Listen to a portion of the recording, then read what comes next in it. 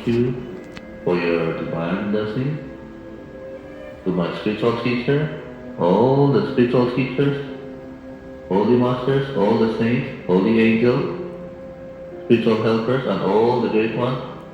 We thank you all for your great, great blessings. Thank you. Don't go into spiritual path. So, kung mo lakaw kuno ta in a spiritual path, kay dapat mag-character building sa ta. So, essential ang character building kaya bang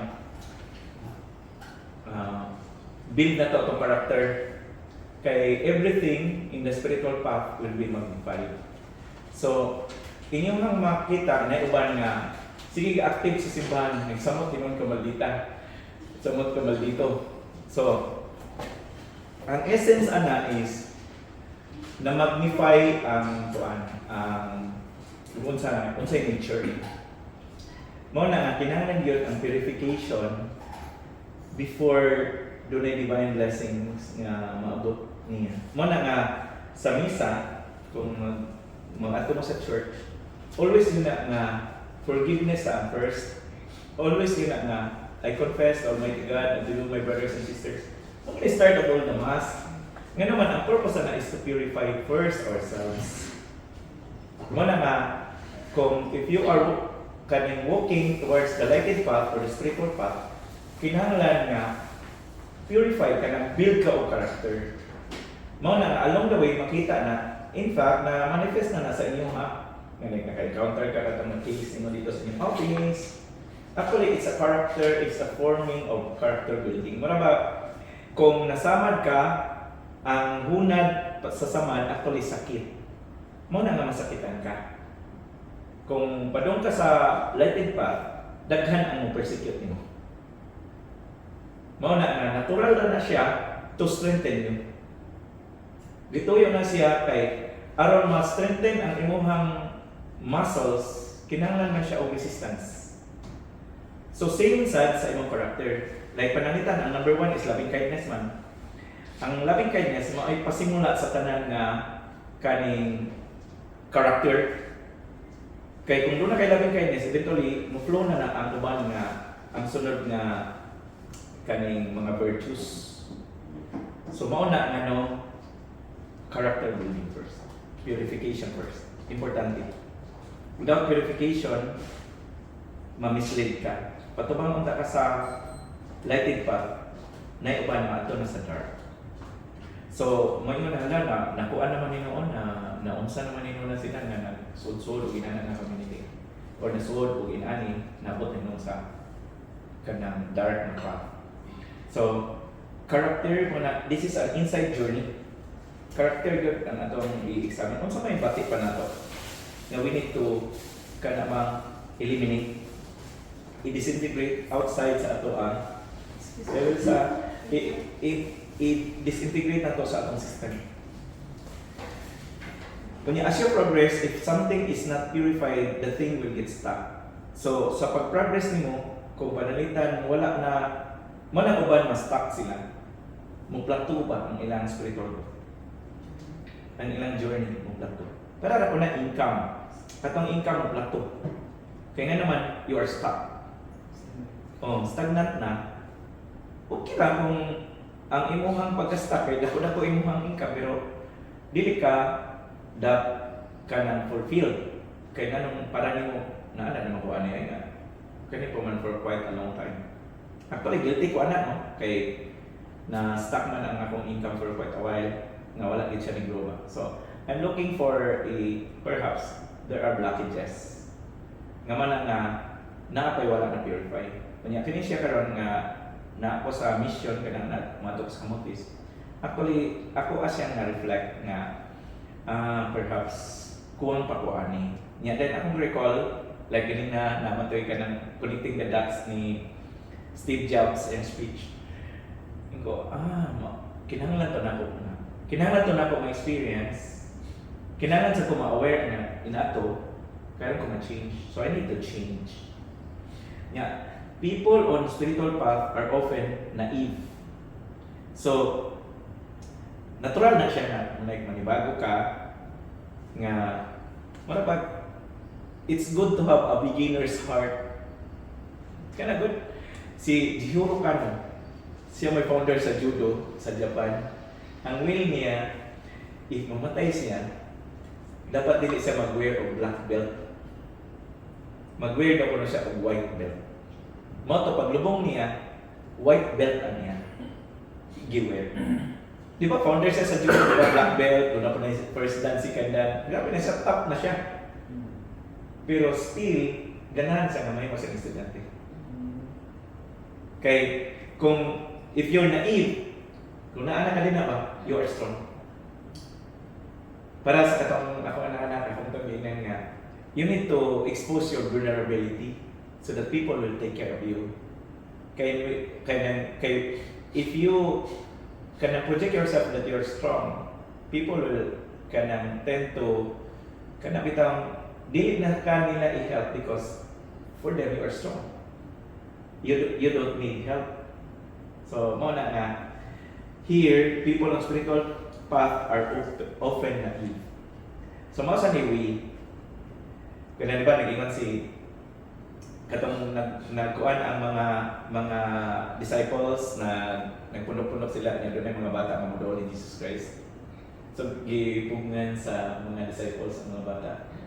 Aron nga dili modulo sa niya. Kunya ningon siya, don't stop the children from coming to me. Kay yang ikugos ang isa, yang giingnan niya nga, unless you have a heart like a child, you will never enter the kingdom of heaven. So, sa ato pa di ay, be a child when you are in the spiritual path. Kinahanglan nga, wala kay preconceived nga mga notions, kuan ka pure. Pareha na sa kuan na ito ka ng good learning attitude sa networking. Kinahanglan, naka-experience ako ng networking, kahit man ito. Achievable to kanya to, pero kanya to man to, sa lain man to mga company, pero lain naman yung grupo. You need to unlearn what you have learned. Diba? You have to empty your cup first so that another will be poured upon. So not everyone practices the virtues or character building. So inward ni siya nga looking, am I getting better in terms of my attitude, in terms of my character? Did I grow much loving every day? So, tagaan ka kontra, tagaan ka situation nga malagot ka, i-provoke ka, kay ka na siya, bituyo na siya, for you to become strong. Kay, without resistance, dili ka ma-strong. Mao na nga mag-work out ang people, mag-work out, kung gamay ra na weights ang daton, gamay ra ang muscle. The bigger the weights, the bigger the muscles will be. So, same ra po na. So there will be a lot more, like sa imo nga people, there will be a lot more. And then eventually, in the end, as you grow yourself in the spiritual path, you will learn na kaning kuan na part na dito sa process. Kunya, do not expect other people to live by your standards. Remember, not everyone is like you. So, ani ka maka-exercise sa compassion because there is no two people alike. Wala dyan na. Huwag gina-exist. So, sa ato apang prayer sa St. Francis de Assisi is, we have to give emphasis to understand, not as to understand, than to be understood. Diba? Spiritual practitioners or disciples should have their hands reaching out to heaven, but their feet should be firmly rooted to the earth. Kay, uban nga mga practitioners, kay nilupad-lupad na, kinahanglan you should be grounded.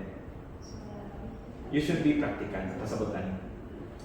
Ang road so spiritual path kay dili lang mo ma-achieve by just being spiritual. You need also another kanang leg. So material. So material prosperity, spiritual prosperity, material. Kay in this world, kanina plane, kinahanglan ka o grounded, kinahanglan ka aduna kay mobility. So you cannot build community if you don't have money. You need money as well. So in this spiritual path, dili ka mag-grow, kuha kay money. Like panangitan, kung saan man mo pag-grow, kung wala gali kay palit og libro. Libro para sa pang-healing. basic.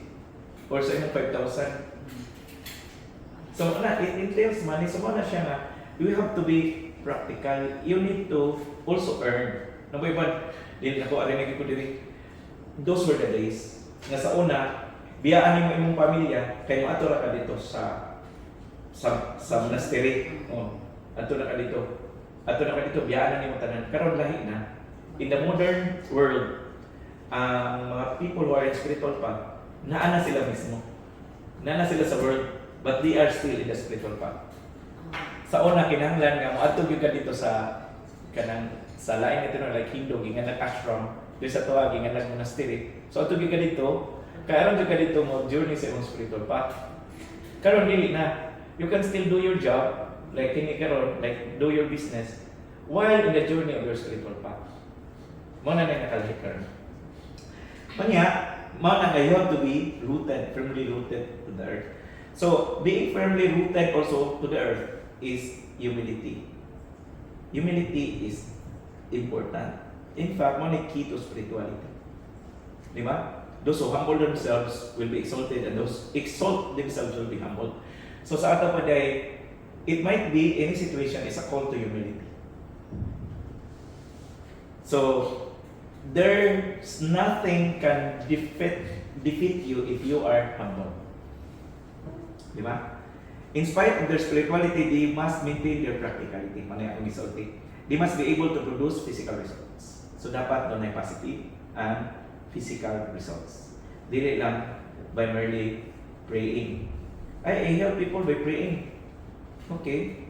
Pero if you yourself are being made as a hand of God on earth, so unsa may physical na result.